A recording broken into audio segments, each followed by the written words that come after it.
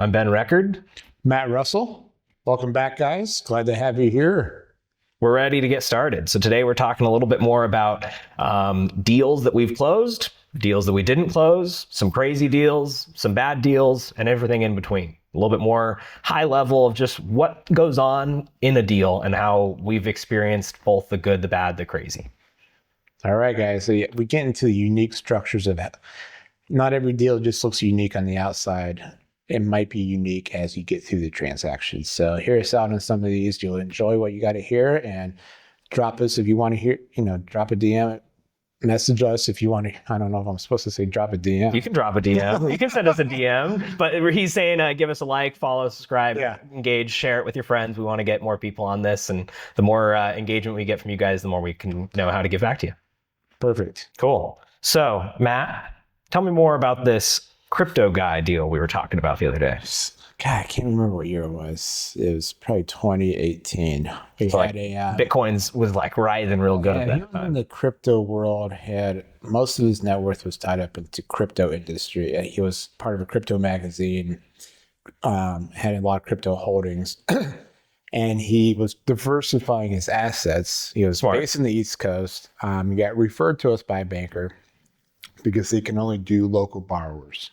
Okay. So came to us and was looking to buy some farmland out here, some orchards here in West Valley, and came to me. I was like, okay, cool. We can work on this. This seems like a good deal. And so he came to me. He was 1031ing from another property into this.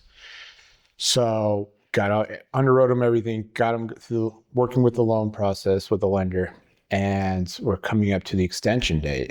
We're coming up to the purchase date, right? He's going to close by a certain date, and he's going to close for it for his 1031. That was the biggest date that we had to hit. Yeah, those 1031 dates don't move. Yeah, we don't get to move those dates, right? So we're going through everything. I'm like, okay, I have an outside the box option. The sellers own it free and clear. Mm-hmm. Do you think the sellers will allow you to put your 1031 down? They carry a seller carry note until the loan comes in. And so we reached out, talked through the brokers, and come to haul out, the seller's willing to do that. So we're like, okay, put your 1031 funds down. Believe it was around $300,000 plus. It was only a $650,000 purchase. I think he put down almost half the money, and the sellers carried the rest. 2 weeks later, his loan closes. Nice thing about this, the loan, they were willing to go up to 65% LTV since it's agricultural land. But he put 50% down. Oh. We can start to do the math here. So even though he already satisfied his 1031 by putting $300,000 down, when he closed the loan, they paid off the seller and he got $100,000 in cash back. What a win. Tax-free. So there is ways to accomplish, lessons learned from there was outside the box thinking is kind of what we, at that point, I started to really focus in on our, one of our core values here at AI was outside the box. It's not, banks have this box. Is there a way to accomplish this going outside the box and coming up with ideas like this where the client was still able to satisfy their 1031 needs, still closing the transaction, but at the end of the day, got $100,000 back tax-free. Yeah, ended up being the better situation for him. Right, so it was a win-win-win, but that was not the original setup of this transaction, which is a nice thing. And now... You probably wouldn't have got there if the bad situation with the timing. If we weren't at the timing and things didn't go as lined, it was an out-of-state borrower trying to do ag loan here, and usually on ag loans, you're usually working with a lot of local lenders, and they don't want to lend to outside of the state borrowers, especially somebody that's just an investor on it, has somebody else that's going to be operating it here. Yeah, it was very hands-off. It was a tax strategy of why he was buying agriculture, is those advantages there too. So he was trying to accomplish multiple goals, and we accomplished that plus more. And from that point, the lesson learned was, why don't we implement this strategy with other people that have a 1031 that need to buy a certain price property? They can put this much down, but is there a way to get some cash back doing a refinance if the seller's willing to carry it? No, typically this is only going to work if it's owned free and clear. Is owned free and clear. When when it's done otherwise than that, it doesn't really kind of work through the nuances of title. But I think that's just a good lesson learned. It was interesting because we're working with somebody from the East Coast, got referred to us by a banker. Then we actually started connecting with that. It was a agricultural management services company out of California who then we started working with through on this transaction on behalf of the crypto guy. So, but it was interesting dealing with crypto. East Coast borrow for a Washington property in the agricultural space, and then the 1031. And then outsource management firm. And then you got the 1031 in there. And then you have, we're not going to be able to close in time. And how do we accomplish all that? So it was the fun, the learning the crazy things about the crypto and how people view that. He still had good cash flow, even though a lot of his stuff was held in crypto. But it was just an interesting, never been in that kind of transaction. Crypto's usually been frowned upon by banks. So having a bank that was willing to do that, and it's mainly because it was an ag-based deal, and they're looking at this goes bad, we just take back the agricultural land. Yeah. Right? Makes sense. Which in today's market, maybe not as good as it was years ago, but Yeah, it was also peak ag land pricing back 2018, 2019, especially in the Valley. Well, it sounds like AI got a win for him. And I always like hearing the stories of like when things in some people's eyes might be going bad, or like, oh man, you had this problem. But we look at it as we had a roadblock and we figured out a different way across the room. And sometimes that's the better way. We didn't know it initially. We wouldn't have seen it if we hadn't have already like had the problem that we had to overcome. But now one thing here, I look at any obstacles, it's just a problem to be solved. It's a problem. It's not the end of the world. First of all, we're not saving lives. No. I checked. We're helping people hit their financial goals in life and accomplishing that through financing. So, but sometimes it's just a roadblock. How do we overcome it? We've overcome many roadblocks in our years. So the lessons learned is it's a roadblock. There's always a way around it. Right. Think about it. In life, when there's a roadblock on true roads, guess what? There's a reroute yourself around. There's a way to get there. It might not be the path you wanted, but but the unique deals, I like the unique deals. It keeps it funny. The weird requests sometimes expands your brain. So speaking of weird requests, that's what I was just going to say. Man, let's get into your weird. So back when I was just a young buck, buck, come on, look at you now. I'm still young, but a couple years more experience under my belt now than I did then, for sure. I was hungry. I was looking for any deals and getting them in anywhere I could find them. And I got referred a deal that I didn't necessarily believe at the first time hearing it, but we got some information that made me think it was legit. It was a request for movie financing. They needed $15 million to get their production off the ground. And when I first came to Matt, he laughed at me. I mean, hold on.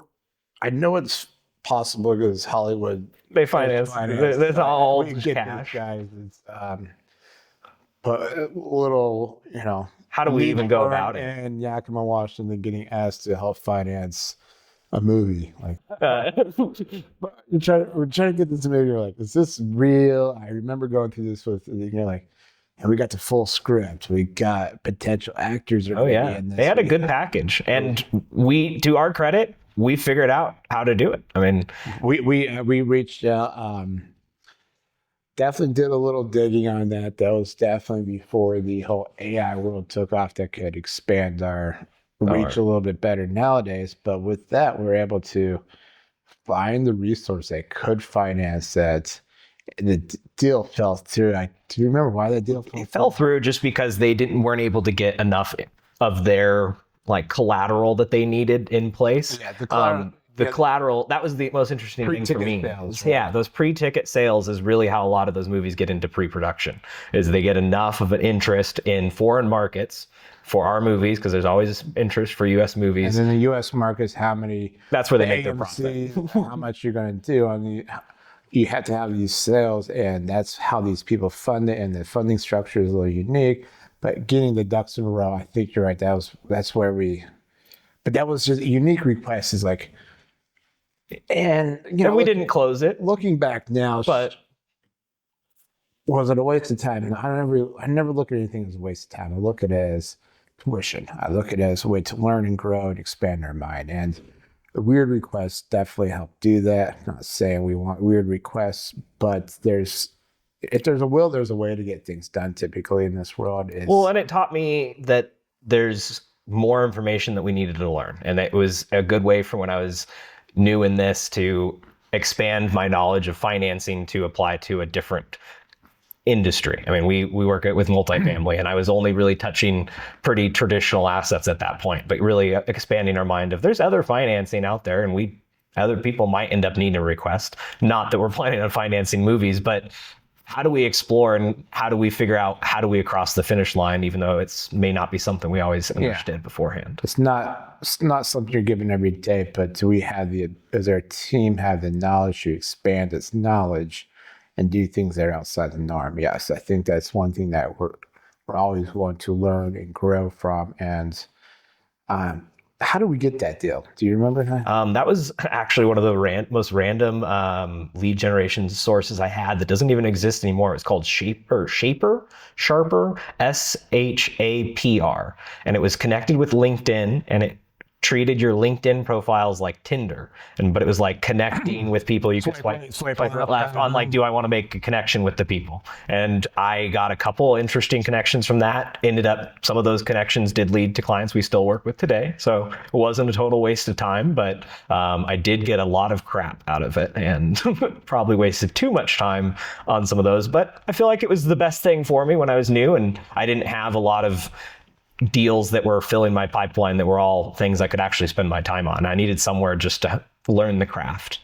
Yeah, I think one thing that you've learned is how to filter out earlier on of the quote unquote crap, guys, is what's not viable, what's not realistic. Yeah, it's people having dreams, and we all want to help people achieve their dreams, but thinking about with the dreamer mentality. Some people want the world, but not wanting to work for it.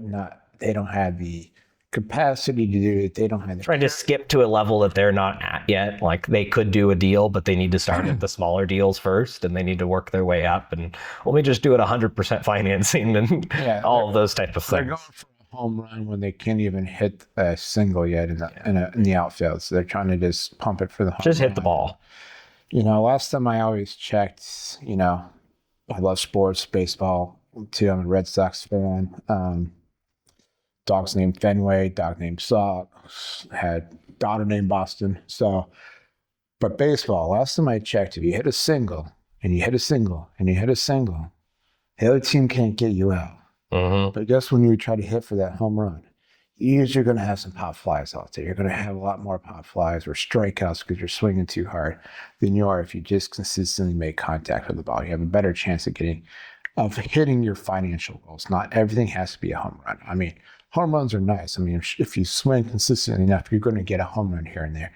But you're also going to get your singles, your doubles, your triples. Last time I checked, if you continue to do that, the other team can't get you out, and you continue to score and build up the score, which in our world is building up your financial wealth, building those things. So I think what people miss is just sometimes doing the consistent singles, doubles. Just doing the right things. Well, it takes me back to your hitting singles. Well, I was thinking back to another deal that I closed that led to one of my biggest deals. And it only started because I trusted in just doing a small deal with this guy that I met forever ago. And we did a small little refinance for him. How'd you meet him? Facebook. I posted in a real estate group out of Tri-Cities that just offering financing, those type of things. His initial request was to build a duplex. We investigated that for him. He decided not to do it. Wasn't enough profit on the table for him. So we just kind of stayed in touch, and then we did a deal for him, and then flash forward to 2024. Yeah, 2023, end of 2023. We started working on financing my biggest deal that I've ever done, which ended up being like $13 million for a acquisition of oncology practices. The cool part was they were in bankruptcy. So it was a big... Not the client, not our client. Not our client. But the overall... Yeah, go for it. And I was in the back end of this deal a lot for you, so I understand a lot of this deal is we had it was 4 clinics out of 100 and some clinics where the parent company went bankrupt, and they were trying to sell some of their assets out of the bankruptcy. And not all the assets were bad. No, majority were not bad. It was typically when you see that, when there's locations like that, especially in the medical field, it's not the individual practices, it's the conglomerate that does not know how to operate a business. So our clients found 4. Where are those markets at again? We have one up in Tri-Cities area, and then there's 3 locations in Las Vegas. And those in the Bay Area. Yeah. And so that clients came to us, a big partnership of, I think, 5 doctors coming to us to buy this. They were looking for, the purchase price was around 11 and change, 11.25 million, if I know correctly. And they're looking for financing. They gave us all the information, gave us what we needed. What transpired next? Their initial request was just like, get us financing for it. We want to buy it. They were prepared for 90 or 80% financing, something like that. They were willing to put some money in. They were serious about it. But the biggest thing was we had to get it closed. And because it was in bankruptcy, because the parent organization had not really been working on updating financials, we had to go at it with a lot less information than we would normally go after. And we spent a lot of time trying to find a lender. And I think only because of you, we found the right lender that is now set up with them. We've done a bunch more deals with them. But there was another big nuance on this trend. What am I forgetting? They had a lender that was Oh, we got to get there. Yep. So we got we got our lender first.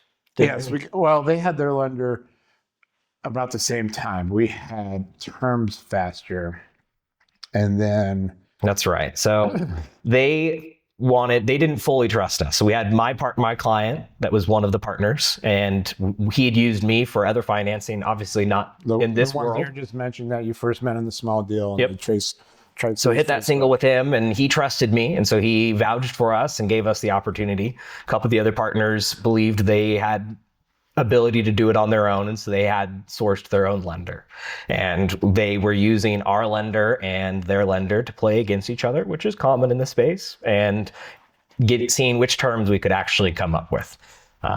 They all the way at one point got us to get our deal ridiculously good, which included not only 100% financing, but an additional $2 million line of credit at 5 rates back in 2024, when most people were financing things in the fully fixed rates, fully fixed for the term. We were competing against them, and supposedly their lender could beat us. We already had our loan approved before they had their loan approved. They kept saying that their lender was going to come through. We're like, we're ready to close. Yeah, we stopped being able to trust them. Even though they said they had a lender that they had better rates in terms of us, I didn't quite believe it, because to this day, one of the things that biggest lesson we learned over the years is never trust anything until a loan closes. Yeah. I don't believe it. It's not anybody's fault. There is so many moving parts sometimes in a transaction that you can't trust everything. And even a loan approval, there's things that can go wrong. Typically, we haven't seen anything go wrong after that point, but you can have something that's still a condition that can't be satisfied, the condition of approval. So they supposedly had their approval, but they found out later they never actually had the full approval from their lender. We had our approval in late January, and this transaction had to close by March 7th. Yeah, March 7th of 2020. We did not know how. We still felt like we're on the outside looking in on this transaction all the way up until probably maybe the end of February. Yeah, because they quote unquote fired us, or asked us not to proceed on working on it anymore. They were just going to go with their lender and let them finish it. I think that was end of January. And so we were like, okay, me and Matt had a big talk, and we both kind of agreed, let's just keep going. We don't need to tell. We're this far into we don't need to tell our lender anything. Don't believe them, because we have our approval. They don't have an approval. They're trying to use our approval to negotiate better rates and terms with their lender. And that's fine. nothing wrong with that sometimes. I do like the courtesy of, hey, this is what we're doing. Okay, if I'm helping you do that, this is scratch my back too at the same time. And so we're getting down to it, and they finally go, no, right, you're right. They're not going to come through. Can you guys actually close? Like, yeah, we can close. And I think, God, it was like, I think from that point, it was like 7 days or something like that. We it closed. was like Tuesday night. They're still trying to talk to us about our fee. Yeah. And like, we're not bulking on our fee because we've got you this far. We've got better terms. We can actually close. They're not going to close over here. They wanted more information still. They're still taking in. Mm-hmm. We will come to the closing day. Everything has to happen precise. Well, because this was in bankruptcy, you had to hit the date. There was no extension happening. Yeah. You had a lack of an attorney holding funds any of this. Mm-hmm. There was no escrow involved in this. Yeah, because there was no real estate involved in the transaction. This was just a business asset And purchase. typically that would run through the selling entities, Attorney, holding assessment. doing that kind of transaction. We could not get escrowed on this transaction. Lucky enough, we have a real estate company here at AI that we have a trust account that we can provide those services. And the bank asked us, we drafted up documentation to handle that part of the transaction. And the bank wired us all the funds because our clients have already put money down as earnest money. So unique thing, they wired because that's the reason they couldn't go to the bankruptcy's attorney, because they already had money down, and the bank needed to wire All of 100% of the funds when they already put down 10 to 20%, I believe. Mm-hmm. I think it was 10%. It was 10% they put down, because I remember having to wire out approximately. Yeah, because to get under contract, they had to put 10% down. It's the couple $100,000 each partner afterwards. So the bank had to wire us the full 11 plus or 13 plus $1 million, because they wired all of us. So they wired all of us. We had to then send the wires over to the bankruptcy, and then send 5 wires back to the partners, each individual ones, and then send the working capital back here. We had a lot of moving parts on that closing in the morning, and you're talking about transactions that need to be happening like this, and we're not doing those kind of fast transactions. Yeah, generally we're not involved in the actual money sending. That was outside the box deal that, we got 118% financing on this transaction. Great rates, but it was also the outside the box of bankruptcy. Medical. It really lacked some financials, up to date every single month financials. We had them to a certain point, but that's as far as they could get. It was like, so they were under contract, I believe, in like October of 2023, I think. But the financials were from March of that year. So like by the time we closed, it was a year delayed from actually any real financials, which is crazy. And then having all the nuances of, are we in this deal? Are we not in this deal?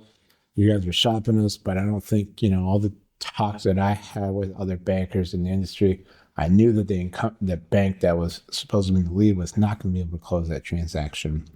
We were able to close it on time, very on time, nick of time.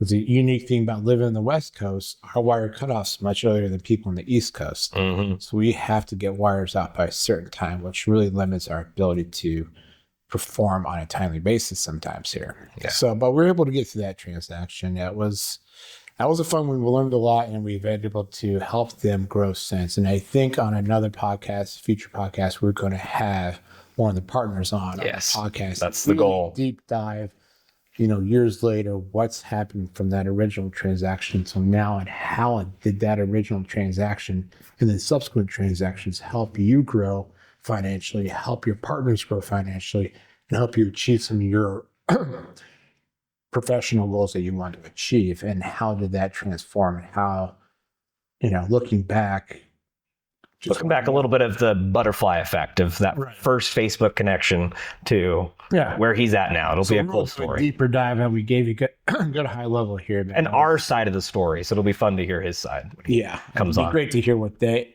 said, and how, very anxiety-driven moments during those moments, but got through it. So yeah. So we've been talking about closed deals. We've talked about a closed bad deal. Tell me a deal that we didn't close but wasn't bad. We had a client recently. They were under contract to purchase some real estate and purchase the business, two separate entities involved. The owner of the real estate was separate than the owners of the business. Went under contract. Our clients were financially very well. They own a business in a similar industry. And so they were they wanted to close by 12/31 of 2025. And we're like, this is not possible. You guys want to go SBA? We're not going to be able to close in a amount of time. We're going to need extension. The extension was probably the best thing ever happened to us because, first of all, I never quite trusted the financials that were provided to us. They had two locations. Our client was only buying one. They are wrapped up on a Schedule C, very limited information, and never had internal financials. It made it really difficult for us to determine the profitability of that location. My clients felt strong enough in their ability to run an operation like that based on the number of kids, because this is a daycare, number of kids they were actually at that daycare. Still have some second thoughts about this one. The client, we're talking, and they started to take over. They started to lease it back from the owners in January of 26, and we're starting to look at this. And the first weekend, he goes, "We have all these kids, but this money we're getting in does not make sense." I go, "Let's talk. Come to my office. Let's talk." Comes to my office. We sit down. I go, "How much did you say you received in the first week from all your dues from the parents?" I'm like, "Well, you're short about $30,000 a month from what the owner sold us as." Wow. What the owners specifically told me when we sat down, the seller of that business sat down and told me, "This is what you're going to be doing." And I go, "Okay." I mean, it seemed right it added up from the number of kids to what daycare costs to what the revenue should have been. When it came to fruition, they're paying a lot cheaper prices. It was $30,000, and we ended up as $360,000 a year. And so, client and I were like, I know my client could take it to where it needed to be. That was not going to be the problem. But through our conversation, but why pay that price for it? I go, I know you can take it where it needs to be. I know this is, you're paying a little too much for the business. Floppy mic. Okay. So I told him, I go, "Hey, I know you could take this to where it needs to be. I know based on the number of kids over there, the need in that part of town, right, you would make it work." I honestly would walk away. I don't think it's worth your time. You have other things that you could do with your money that you could be more successful at. I think you need to pull out this transaction. And we both agreed, let's pull this transaction, because it was going to be more work than it needed to be for them to get up and going. I mean, I could have got a loan and said, "Yeah, you're still going to be fine." But I really want my clients to be successful and walk away. I do that more often than not than I should. I mean, I was trying to find more closed deals that I've walked away, but we've gone through a lot of deals over the last 9 years that it's hard to go, okay, which one's a good one? And there's other ones where I've had clients. Another good one, one last good one I would say is a client got referred to me. They couldn't get a loan from their banks. They got referred to me. This is a few years ago. I think it was wintertime. And they call me and go, "Yeah, so we're purchasing this property at 1.3, it appraised at 1.3. They sent me the financials and everything. And I'm looking through the financials and I go, "So you're buying this on a projection-based deal, right?" And they're like, "Yes." And I go, "So it appraised as is at 1.3 or it appraised based on projection 1.3? They're like, "Performa 1.3. I go, "Because the financials I see, this is worth maybe $700,000-800,000, not the 1.3. I go, I don't mind clients paying for an opportunity, but giving all of that upswing that they're going to have to work to. They're going to have to get the tenants out, get new tenants in, raise the rents, do the renovation, whatever need to be done to achieve that $1.3 million price, but they're going to be paying for it today. And the only person that benefited was the seller. Yeah. The seller is going to get that swing. I don't mind you finding a way to split the middle with the, but I'm like, this does not financially make sense. Why would you give the seller all the work you're going to be doing, all the sweat equity you're going to be putting into this? Why are you giving that to the seller? Because he gave you the opportunity, but he took all the meat on the bone. You have Now you have nothing left. He even took the bone with him out the door. You have nothing left. So I will tell clients. Well, and maybe even if you have a small piece left, you have all of the risks still. So like it could go bad, and now you have none of that potential upswing to cover some of that risk. Right. And so I prefer to give that advice back to clients of walk away. It's better to walk away and then be caught in a bad investment. Well, it speaks to our, like, we're here for the long term. We've said that all the time. We can beat the dead horse about it, but we would much rather have a client that comes back to us on the next deal than a client that we screwed on a deal and put them in a bad position just because they wanted to get it done. And we did yes. We were the yes men. We got it done, but now they're screwed later. That's not worth it. It's no different than somebody telling you, don't marry so-and-so. We have some bad feelings about it. And then you look back later and you get married and you get divorced a few years later. You're like, what did I say? Everybody told you.